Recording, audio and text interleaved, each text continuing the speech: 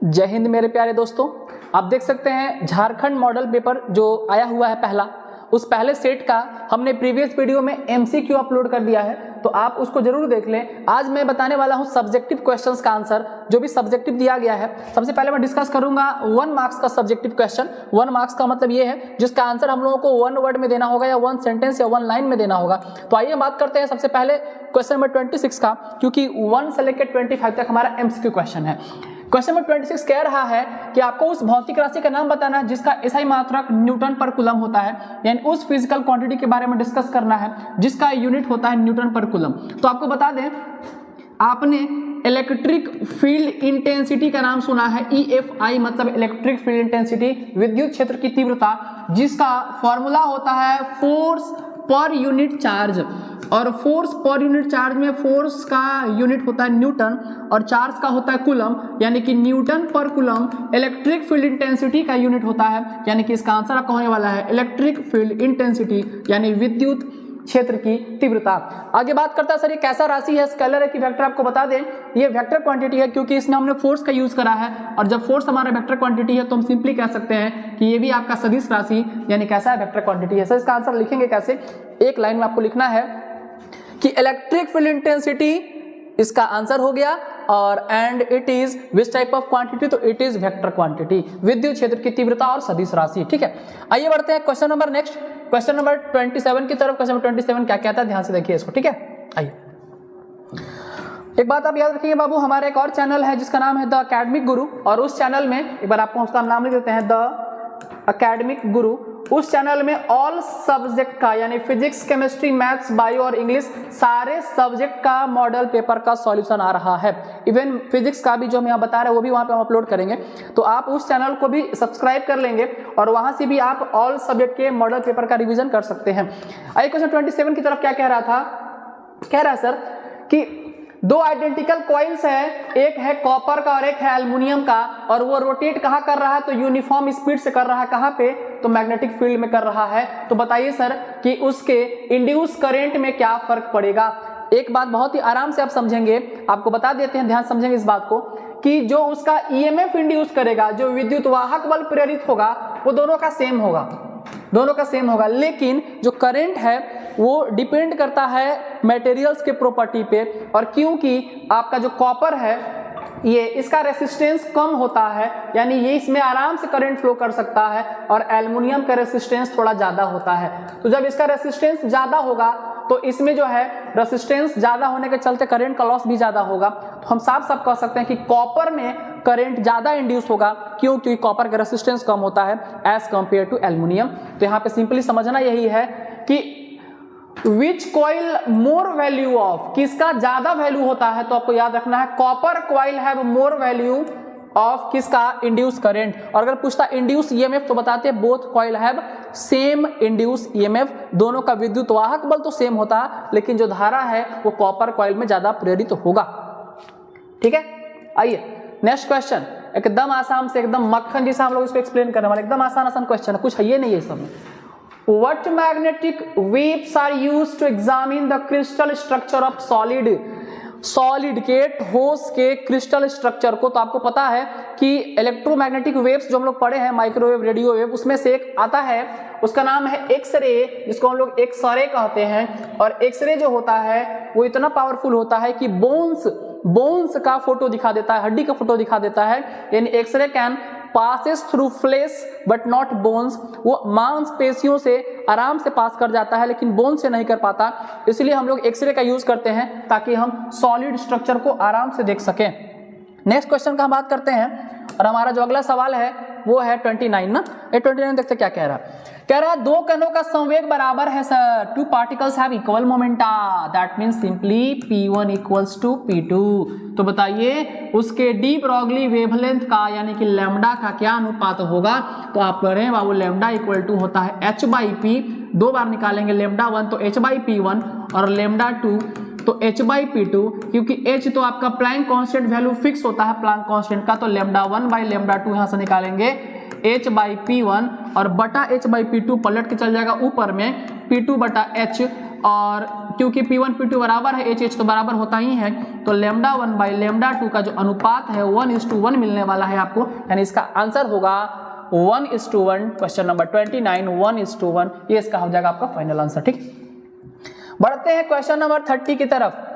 P type ये semiconductor chapter आपने पढ़ा है, 14 चैप्टर सेमीकंडक्टर से बताता है दो तरह का अशुद्धि मिलाते हैं, एक मिलाते हैं ट्राईवैलेंट और एक मिलाते हैं सर पेंटावैलेंट। ट्राईवैलेंट और पेंटावैलेंट, ट्राईवैलेंट जैसे हो गया आपका बोरोन हो गया सर और एल्युमिनियम हो गया सर। तो ये जब हम मिलाते हैं ट्राईवैलेंट तो हमको पी टाइप सेमीकंडक्टर मिल जाता है, और जब हम पेंटावैलेंट मिलाते हैं तो हमको एन टाइप सेमीकंडक्टर मिल जाता है। तो यहाँ पूछ रहा है पी टाइप कब मिलेगा, तो जब आप उसमें ट्राईवैलेंट इम्प्योरिटी एटम को ऐड करेंगे जैसे बोरोन और एल्युमिनियम, तो आपको पी टाइप सेमीकंडक्टर मिल जाएगा। अगर एन टाइप पूछता तो बताते कि हम पेंटावैलेंट इम्प्योरिटी एटम ऐड करेंगे तो हमको एन टाइप मिल जाएगा। ठीक है, एक वर्ड में आंसर ही देना है इसका, ज्यादा दिमाग थोड़ी लगाना है। आगे आइए, a glass lens of refractive index 1.5, एक ग्लास लेंस का रिफ्रैक्टिव इंडेक्स 1.5 दिया गया है, अपवर्तनांक दिया गया है सर, और उसको ना कहाँ रख दे रहे हैं, ट्रफ ऑफ लिक्विड में रख दे रहे हैं। तो बताइए रिफ्रैक्टिव इंडेक्स क्या होगा, क्या लेंस को डिसअपीयर करने के लिए एकदम आसान है। उसका रिफ्रैक्टिव इंडेक्स अगर डिसअपीयर करना है तो या तो 1.5 के इक्वल होना चाहिए या फिर इससे बड़ा होना चाहिए, ग्रेटर देन 1.5। इसका आंसर क्या होगा, 1.5 इक्वल टू 1.5 और ग्रेटर देन 1.5, तभी जाके जो है जिस लेंस को उसमें हम डुबा रहे हैं वो डिसअपीयर हो सकता है। ठीक है, बहुत आसान है, देख लीजिए आराम से। 32 क्या कह रहा है, Which section of the electromagnetic spectrum is absorbed from sunlight by ozone layer? कौन सा ऐसा सेक्शन है जो ओजोन लेयर उसको ऊपर ही सोख लेता है, सबको पढ़े, पराबैंगनी किरण, यूवी लाइट, अल्ट्रावायलेट लाइट को जो है ओजोन लेयर पहले ही एब्जॉर्ब कर लेता है। यानी जो हमारा 7 तरह का इलेक्ट्रोमैग्नेटिक स्पेक्ट्रम है उसमें से अल्ट्रावायलेट लाइट को जो है ओजोन लेयर ऊपर में ही सोख लेता है, एब्जॉर्ब कर लेता है। और वैसे भी हम लोग पढ़े हैं, अगर वो हमारे बॉडी पे डायरेक्ट आके पड़ेगा तो स्किन कैंसर जैसा भयानक बीमारी का भी कारण बनता है, इसलिए उसको सोख लेता है तो बड़ा ही बढ़िया करता है। चलिए अब ये नंबर 33, 2 सवाल और बच रहा हम लोगों का, ये सब 1 मार्क्स वाला क्वेश्चन था, सब इजी वाला क्वेश्चन है। 33 कह रहा है the magnetic susceptibility is negative for which type of magnetic material. Magnetic material आप 3 तरह का पढ़े हैं, पारा मैग्नेटिक के बाद फेरो, उसके बाद डाई मैग्नेटिक। आपको बता दें पारा मैग्नेटिक के लिए ससेप्टिबिलिटी पॉजिटिव होता है, डाई मैग्नेटिक के लिए नेगेटिव होता है, और फेरो मैग्नेटिक के लिए मोर देन 1 होता है, मतलब थोड़ा ज्यादा पॉजिटिव होता है, मोर पॉजिटिव होता है। तो याद रखेंगे, सिर्फ पॉजिटिव पूछ रहा है, सिर्फ नेगेटिव पूछ रहा है तो डाई मैग्नेटिक, पॉजिटिव पूछता तो पारा मैग्नेटिक, और अगर मोर पॉजिटिव पूछता तो फेरो मैग्नेटिक। तो इसका आंसर होने वाला आपका डाई मैग्नेटिक सब्सटेंस। ठीक है, लास्ट सवाल है क्वेश्चन नंबर 34 जो आपका 1 मार्क्स का है, जिसका आंसर 1 वर्ड में एक्सप्लेन करने वाला था सर, वो है right Biot-Savart law in vector form. Biot-Savart law को वेक्टर फॉर्म में लिखना है। सर एक बार शॉर्ट में बायोट-सावर्ट लॉ क्या था थोड़ा समझा दीजिए। आइए देखते हैं हम लोग क्या था। कह रहा है कि अगर किसी एक करंट कैरिंग वायर से डीएल लेंथ से थीटा यानी कि आर डिस्टेंस पर अगर हमको यहाँ कहीं पॉइंट पी पर मैग्नेटिक फील्ड निकालना था, उसके लिए बायोट-सावर्ट लॉ बताया गया था कि dB इक्वल्स टू होता है k I dl sin theta by r square. यहाँ से हमको ये भी अच्छे से पता है सर कि k का वैल्यू होता है म्यू नॉट बाई 4 पाई, उसके बाद I dl sin theta by r square. अगर हम इसको वेक्टर फॉर्म में लिखेंगे, वेक्टर फॉर्म में जब लिखेंगे तो क्या लिखेंगे सर, हम इसको यहीं पे ना वेक्टर फॉर्म में लिख दे रहे, इसको कन्वर्ट कर दे रहे हैं ना। अब ध्यान से देखिएगा, तो dB vector equals to mu not by 4 pi, constant है, आई को बाहर करिए, अंदर होगा dl cross r by r cube. इसको r था तो एक r ऊपर बढ़ाना था, एक r नीचे बढ़ा दिए क्योंकि r हमारा जो है वो डायरेक्शन बता रहा है यहाँ पे। तो dl cross r sir sine theta कहा गया, साइन थीटा क्रॉस प्रोडक्ट में चेंज हो गया, यही है आपका वेक्टर फॉर्म में लिखना होगा। तो ऐसे लिखना आपको k के जगह पे mu not by 4 pi, I बाहर है, dl cross r by r cube. R square था तो क्यूब कैसे बन गया, क्योंकि एक r ऊपर में बढ़ा है, ऊपर और नीचे r से मल्टीप्लाई डिवाइड किया गया है, तो ये आपका वेक्टर फॉर्म में कन्वर्ट हो गया। ये आपका क्वेश्चन नंबर 34 का आंसर था। यहाँ से क्वेश्चन नंबर 35 से आपका स्टार्ट हो रहा है। जो है लॉन्ग आंसर क्वेश्चन यानी कि एक न्यूमेरिकल होगा, ये आंसर को डेराइव करना होगा या एक्सप्लेन करना होगा, मतलब इस तरह का सवाल है। तो आइए बिना टाइम बर्बाद किए स्टार्ट करते हैं क्वेश्चन नंबर 35 जो कि एक न्यूमेरिकल है। सर क्या कह रहा है न्यूमेरिकल, इस पर टाइम लेना है और अच्छे से समझना है क्वेश्चन को, पहले आराम से एकदम। कह रहा है क्या sir, given a uniform electric field यानी कि विद्युत क्षेत्र दिया हुआ जिसका मान यहाँ है, दिया हुआ है E इक्वल टू, एक बात आप ध्यान देंगे बाबू, हम गिवन यहीं पे इसी बताते चल रहे हैं। फोकस क्या करना है कैमरामैन आपको, यही कि फोकस ये करना है कि आई कैप लिखा हुआ है, और आई कैप का मतलब ये बात हो रहा है एक्स एक्सिस का, ठीक है, ये एक्स एक्सिस की तरफ इलेक्ट्रिक फील्ड इस तरह से फ्लो कर रहा है। आगे बात हो रहा है क्या, find the flux of this field through a square of side 10 centimetre, यानी हमको सर ना फ्लक्स फाइंड करना है सर, हमको ना सर फाई इक्वल टू निकालना है सर, ठीक है। कब निकालना है, जब स्क्वायर दिया हुआ इसका साइड कितना है 10 सेंटीमीटर। अगर हम यहाँ पे बात करें तो ई इलेक्ट्रिक फील्ड दिया हुआ है, और अगर बात करें एरिया का तो एक साइड 10 सेंटीमीटर का, यानी इसको कन्वर्ट करेंगे मीटर में हो जाएगा 0.1 मीटर। साइड का स्क्वायर जो होता है वही जो है आपका वो एरिया का स्क्वायर होता है, यानी साइड स्क्वायर, यानी भुजा गुना भुजा, तो 0.1 का स्क्वायर करेंगे तो मिलेगा सर 0.01। ये हमको ए का वैल्यू मिल गया, एरिया का वैल्यू मिल गया, ठीक है, और ई मिल गया और ए मिल गया। आगे कह रहा है क्या, फ्लक्स निकालना है कब, जो whose plane is parallel to YZ plane, जो इलेक्ट्रिक फील्ड लाइंस पास हो रहा है इस तरह से, उसका जो सतह, उसका जो प्लेन है सर हमारा, वो मान लीजिए कुछ इस तरह से, ये y और ये z प्लेन जो है इसके समांतर जा रहा है, पैरेलल जा रहा है। जब समांतर जाएगा, पैरेलल जाएगा, तो यहाँ पे एंगल का फॉर्मेशन नहीं हो पा रहा है सर इस केस में, तो हम क्या कह सकते हैं कि सर इसका फर्स्ट पार्ट में सर फाई यानी फ्लक्स कैसे निकालिएगा सर, तो इसको निकालेंगे हम लोग E डॉट ए यानी इलेक्ट्रिक फील्ड और एरिया वेक्टर के मल्टीपल से निकालेंगे इसको। तो E डॉट ए में हमारा जो E का वैल्यू था सर वो दिया हुआ कितना, एकदम आराम से इसको बता रहे हैं, बहुत लेंदी इसको लेके नहीं जा रहे बाबू, बस हम सीधे सीधे जो है फैक्ट उसी का बात कर रहे हैं। ये E का वैल्यू हो गया और A मतलब एरिया सर हो गया 0.01, डेसिमल हटाएंगे सर तो यहाँ पे हाँ 2 जीरो बैठेगा सर, तो मिला हमको 5 इंटू 10 का पावर ये है 3 और ये है नीचे 2,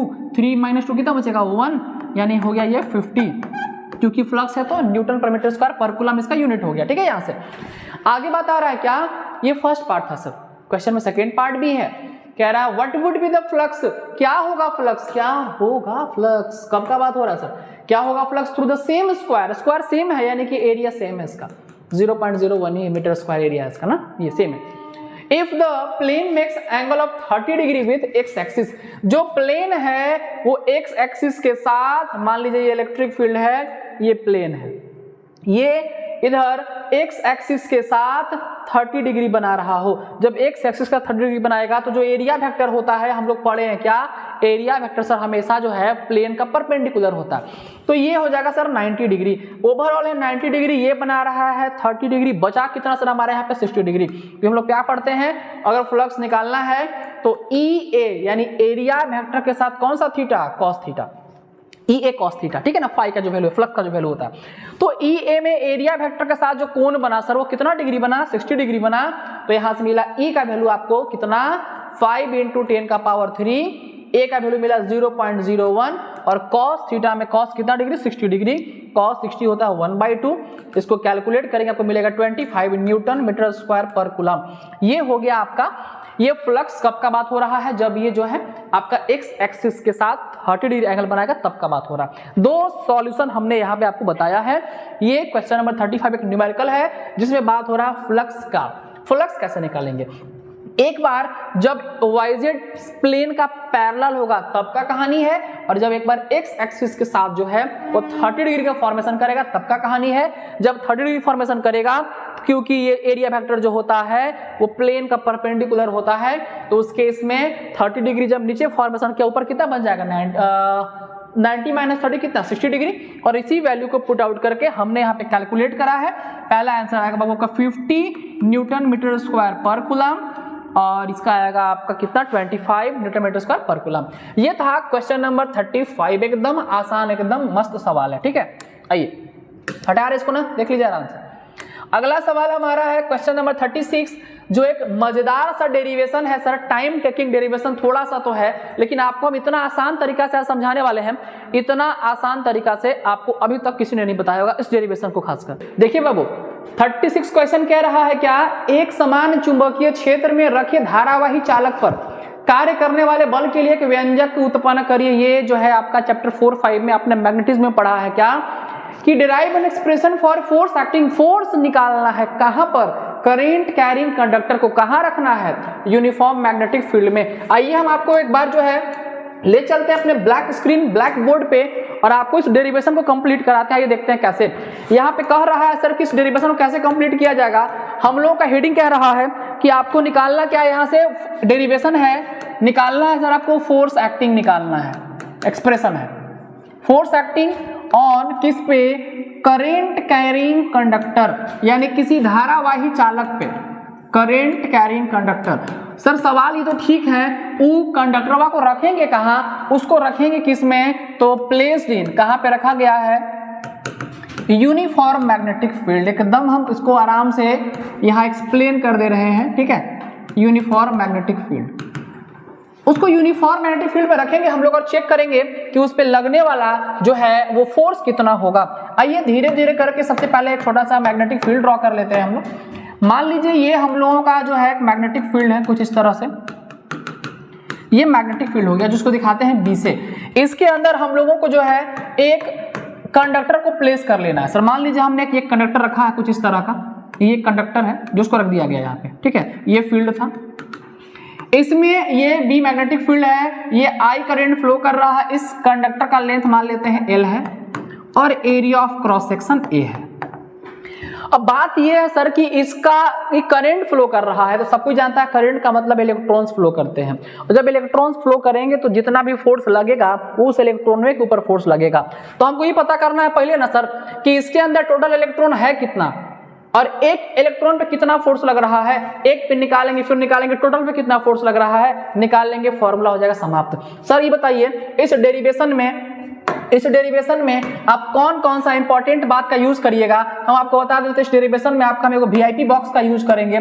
सबसे पहला आपने चैप्टर 3 में एक रिलेशन पढ़ा है, वो है relation between current and drift velocity. जब इलेक्ट्रॉन ड्रिफ्ट करता है, जब इलेक्ट्रॉन खिसकता है, जब इलेक्ट्रॉन फ्लो करता है एक पॉइंट से दूसरे पॉइंट की तरफ, तो उसका जो एवरेज वेलोसिटी होता है पूरे इलेक्ट्रॉन्स का, उसी को हम लोग बोलते हैं क्या, ड्रिफ्ट वेलोसिटी। और वो जो टाइम टेक करता है उसके दौरान उसको बोलते हैं रिलैक्सेशन टाइम।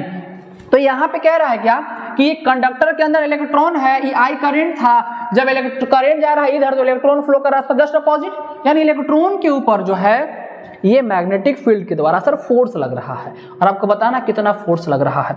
इसमें पहला यूज करेंगे एक रिलेशन, वो है आई बराबर कितना, तो NEA/VD का, यानी जहां पे NEA/VD लिखा हुआ रहेगा वहां पे हम आई का यूज कर सकते हैं। दूसरा फोर्स का जो फॉर्मूला हम लोगों को इस चैप्टर में पहले पढ़ना था, किसी भी करंट कैरिंग कंडक्टर को, किसी भी मूविंग चार्ज को जब हम यूनिफॉर्म मैग्नेटिक फील्ड में रखते हैं तो उस पर कितना फोर्स लगता है, फोर्स का फॉर्मूला होता है F = QVB sin थीटा।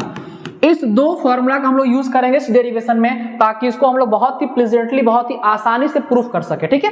तो आइए सर, हमने इसको बहुत लेंदी नहीं लिखवा रहे हैं आपको, आप इसको लैंग्वेज में लिख लीजिएगा खुद से।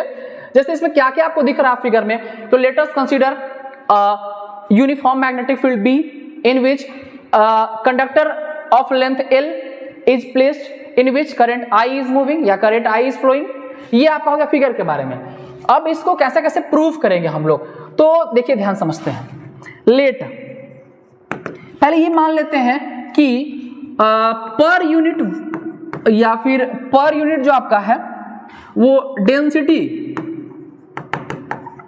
ऑफ यूनिट इलेक्ट्रॉन, हम मान लेते हैं कि एक इलेक्ट्रॉन का जो डेंसिटी है, जो मास इनटू वॉल्यूम है, वो मान लेते हैं कि एक इलेक्ट्रॉन कितना जगह घिर रहा है सर, तो n जगह घिर रहा है, छोटा वाला n जगह घिर रहा है, मतलब एक इलेक्ट्रॉन कितना जगह घिर रहा है। तो टोटल जो वॉल्यूम होगा कंडक्टर का, वो वॉल्यूम कैसे निकालेंगे सर, वॉल्यूम निकालेंगे A × L से। A बोले तो एरिया कितना इसका होगा, यानी पाई स्क्वायर किनारे वाला, और L का मतलब यहाँ से यहाँ तक का लेंथ कितना होगा। अगर ये हॉलो स्फीयर रहता, सॉरी हॉलो सिलेंडर होता तो कैसे निकालते, पाई स्क्वायर H से निकालते, लेकिन यहाँ पे कैसे निकालेंगे, कितना स्पेस घेर रहा है सर, कितना ग्राम में जगह कितना है, तो एरिया कितना है और इनटू लंबाई कितना है।